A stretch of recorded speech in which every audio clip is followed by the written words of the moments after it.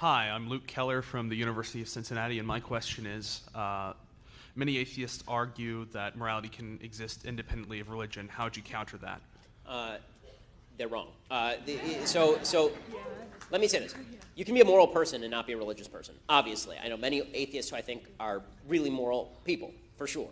You cannot build a system of supposedly objective morality on a belief in materialist atheism. You can't even answer the question as to why human beings should have an innate value in a materialist atheist universe. I think the most, as I said, I think the most important sentence ever written is written in the book of Genesis, where it says that man was made in God's image.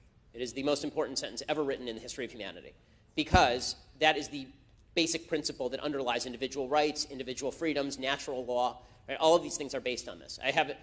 I keep pitching this book that I've been writing. It's coming out at the beginning of next year. It is all about this specific topic. Basically, the theory is that Western civilization was built on two poles: Jerusalem, the idea of Judeo-Christian values, and Athens, the idea of Greek reason. And that these two have been in constant interplay up until basically the beginning, the launching of America, and then we've destroyed both of those. We've destroyed Judeo-Christian value systems, and we've also destroyed Greek reason in the name of subjectivity, and this has led to tremendous suffering and a tremendous sense of aimlessness and purposelessness for a lot of folks. You cannot build a system of objective morality on atheism, because the atheist argument is essentially that we are balls of meat wandering around in a meaningless universe. I don't know how you build a morality off of that. Why? It doesn't bother you when a lion eats a zebra, and it doesn't bother you when a snake kills another snake. Why would it bother you when a person kills another person? Now, that's not to say that cultures that are atheist don't have laws against murder. They do. But that is mainly for purposes, I would think, of self-defense and order. It's not a moral argument. It's a utilitarian one. So you could create a utilitarian morality, but then again, you'd have to decide what hierarchy of values decides the utilitarian, right? Because every utilitarianism has to decide what's more important than something else, right? Is it more important that people are free, or is it more important that people have health care? It depends, right? You can make arguments either way. There is no guaranteed objective moral standard in any of that. In order to build a system of rights, particularly, you have to believe that individual human beings have innate value regardless of their capacity. And that, I think, cannot be achieved by making a leap from material balls of meat that have randomly firing neurons that are evolutionarily beneficial. I don't know how you get from, I really don't know how you get from apes to morals with nothing in between. All right, thank you.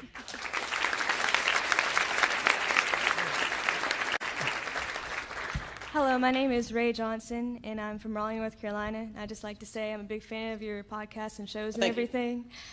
I have a question concerning people being influential, and you're very influential in the conservative movement. Who would you say is leading people astray from what you're teaching and everything?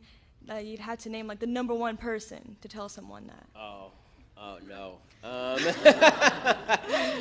So I will follow Reagan's 11th commandment and not smack anybody who I feel like is generally on my side of the aisle here.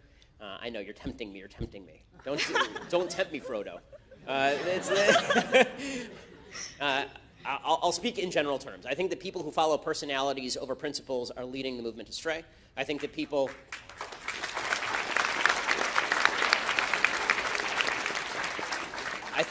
who pitch victimhood mentality to people who happen to be their political allies are leading people astray.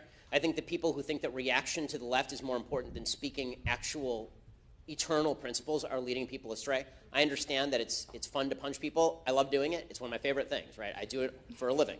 But I think that, as I've said before, if you are going to own the libs, in the popular phrase, then you actually ought to own them, not lease them. So what people right now are doing is they are leasing the libs. Okay, what I mean by that is that they are essentially doing things just to piss people off on the left because it's fun to piss people off on the left. But guess what? Virtually everything pisses somebody off on the left. Like legitimately everything. They're mad, right? They're just angry people a lot.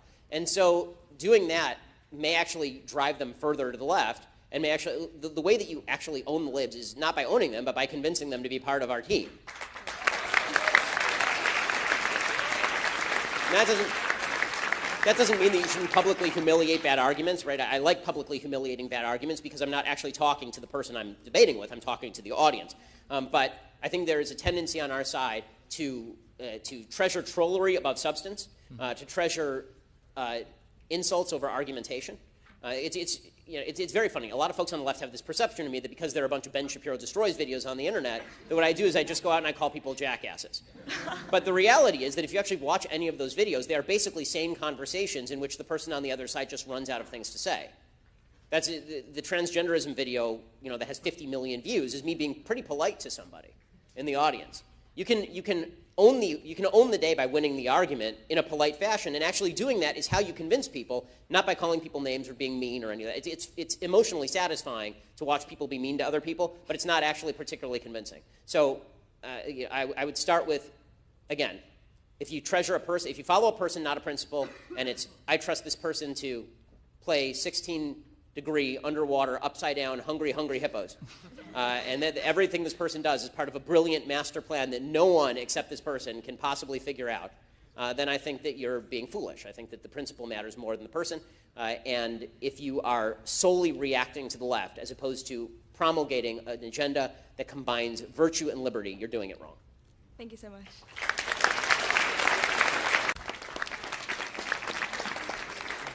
Hi, Ben. My name is Tyler Warren from Missouri Baptist University in St. Louis.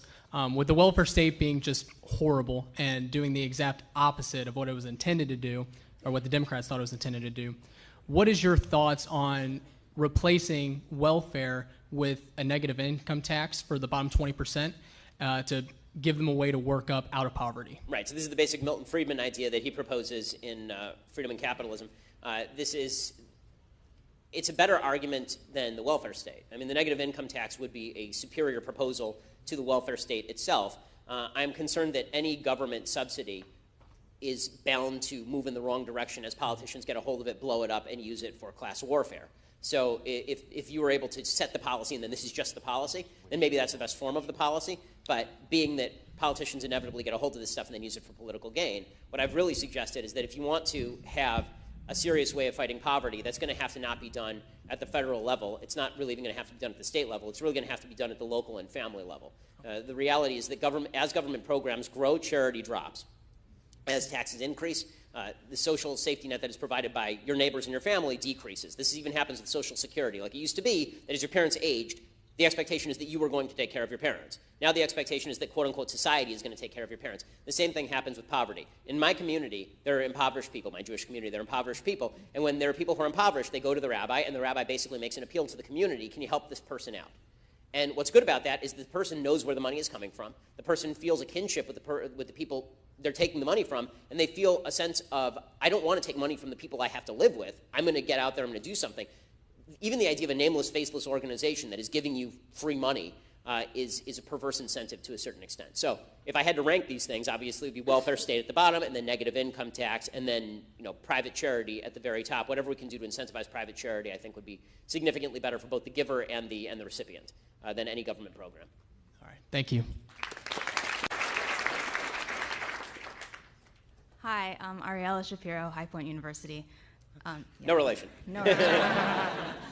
I have been asked like 16 times by my peers. So my question is... If you want, we can pretend, and then you'll have lots of friends. They say that I should pretend like, oh, you should tell people that you're related to him. I'm like, I think he knows who he's related to. I feel like you're that kind of person. So my question is a little bit more lighthearted, I guess. So based off of just Cardi B and the video that... and the Cardi video, B, my tax hero. That's yeah, right. Exactly. She should be everyone's tax hero if we take what she said in that video. If I'm ever president, she's my Secretary of the Treasury. So my question is, kind of going off of that and her sentiment, maybe in a little bit of a more eloquent fashion, do you think that do you think that the leftist ideals that have infiltrated and been pushed by Hollywood and popular media for however long that's been happening for, do you think that that's changing? Do you think that we're seeing a shift? Because I don't think Cardi B actually realizes that she's not really a leftist when she says things like that. Right. But because she's obviously she lives the life that she lives, she's associated with the people that she's associated with, she probably doesn't know how to identify in any other way. Yeah. So do you think that that's going to happen? How long do you think that's going to take? I do think that a lot of the political barriers are breaking down. I mean, as folks in this room know, I'm not a rap fan, but yeah, soft applause. you know, what Kanye West did was actually quite brave, right? When Kanye came out and he said, listen, you can think how you want to think, good for Kanye West. I mean, this guy's still a nutcase, but good for him. I mean, go read his old tweets about fur pillows and fish tanks. There is a new generation of people in Hollywood who don't feel like they got there by accident and who feel like they've worked very hard for their money, and when they look at their tax bill, they're going, wait a second. Why am I supposed to feel guilty about earning a lot of money when I was working at a Coffee Bean as a barista 3 years ago, and I worked my tail off, and I wrote scripts in my spare time, and now the government's going to take 50% of my cash? So yeah, there's an innate rebellion that's happening against some of this stuff. Also, I think that some of the test cases for the left in Hollywood have sort of dissipated in terms of importance. So for example, 5 years ago, the big thing in Hollywood was if you were against same-sex marriage, you could not work in Hollywood. Like, you could not work in Hollywood. Now, obviously, since Auberge fell, there's not much that anybody can do about the issue of same-sex marriage. Now, I've been libertarian on same-sex marriage since, I think, 2012, not because I am morally in favor of same-sex marriage, but because I don't think that the government has a place in this sphere. Right? And I never thought the government had a place in this sphere generally because the government sucks at everything. And when I married my wife, I didn't do it for the tax discount. Right? There is actually, spoiler alert, there's no tax discount. But since that has sort of been alleviated, there is a libertarian rise in Hollywood, particularly among young Hollywood folks. That's kind of astounding. Like, I've been kind of shocked, actually, at the number of relatively major stars whose names that you would know who listen to the show.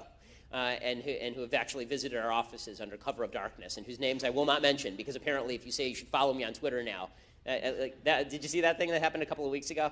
I mean, it was just wild, right, where this director, this indie director named Mark Duplass, he came into our office, he hung out there for like an hour and a half asking me questions about gun control, and I was nice to him, and then he tweeted out, you know, Shapiro's a nice guy, and you might want to give him a follow on Twitter, and the entire world caved in on him. And he deleted the tweet, and then he apologized for it, saying I was a racist, sexist, bigot, homophobe in the Maoist apology terminology. And then somehow James Gunn got involved, and then James Gunn ended up being fired, which does confirm my theory that I am basically Thanos, and that by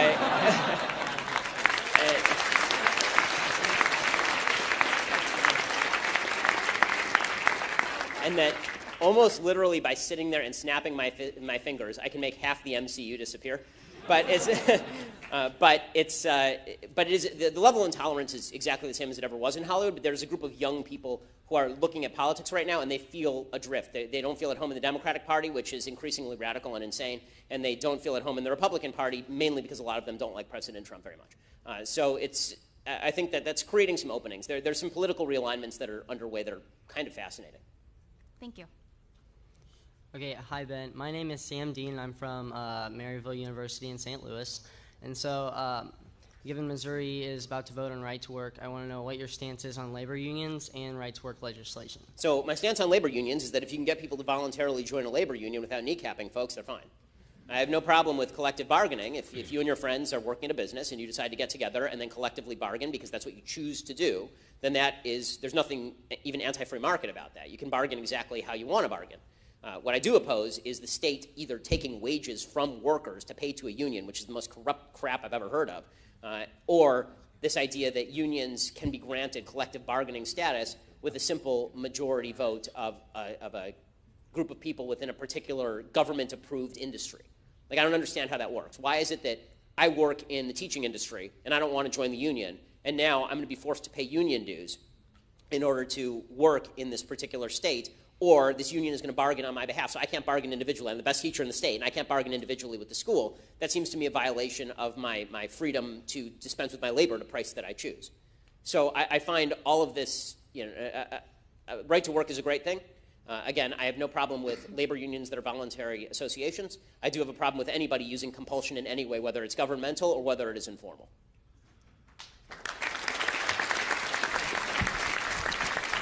Good afternoon. My question, I'm Jeremy, by the way. I'm from Benedictine University, just outside of Chicago. My question, actually, I like that you mentioned the part about education, because I myself am actually a future teacher. And my question to you is regarding, how you said that, sooner or later 7-year-olds are going to start dictating our educational policies, the labor unions, and that is something that I fear, just because, I don't think that our policy should be determined by 7-year-olds. It should be determined by the state, the local governments, as well as the labor union should not be dictating, because what have they done? In my home state of Illinois, we just had Governor Rauner overturn a large union.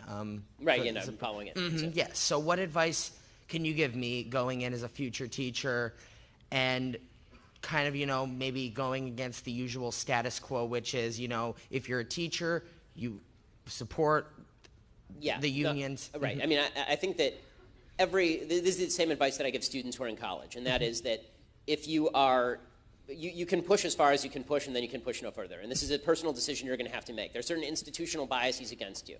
You have to determine what you're willing to lose your job over, what you are willing to simply be hated over, and what you don't want to be bothered over.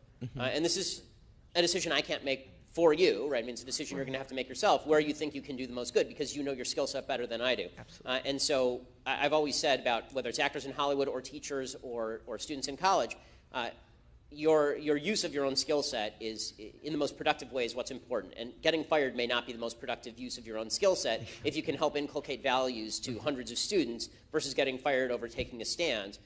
You really do have to calculate these things out. So, you know, think through where you can do the most good, and then, I know it's vague, but I can't make a decision for you, and nobody should. I understand. Right? So that's the basic. Thank you so much.